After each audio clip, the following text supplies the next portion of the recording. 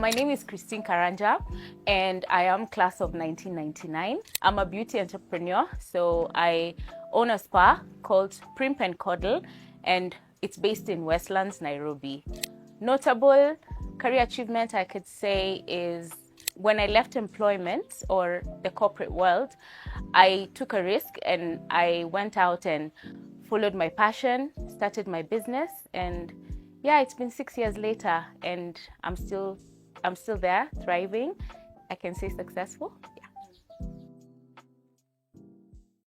My experience at MK was great.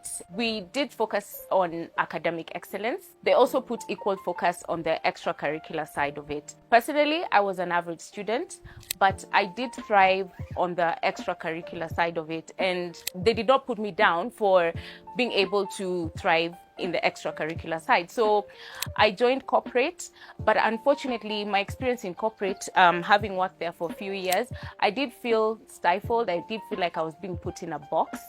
And when I reflected back to my time in MK, they did tell me that it was okay to be able to express myself creatively, because that's where I felt most comfortable in.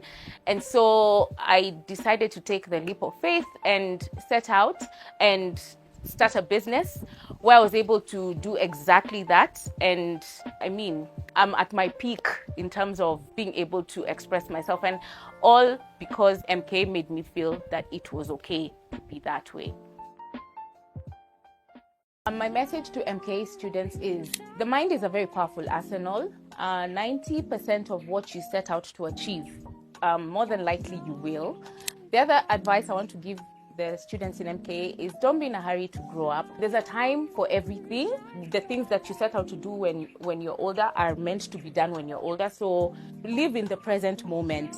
We all wish we could go back to where you are. Lastly, define success by your own standards. Don't let anybody extrapolate fears or ideas into your head, because at the end of the day, you are fulfilled when you've left a legacy of your own personal achievements.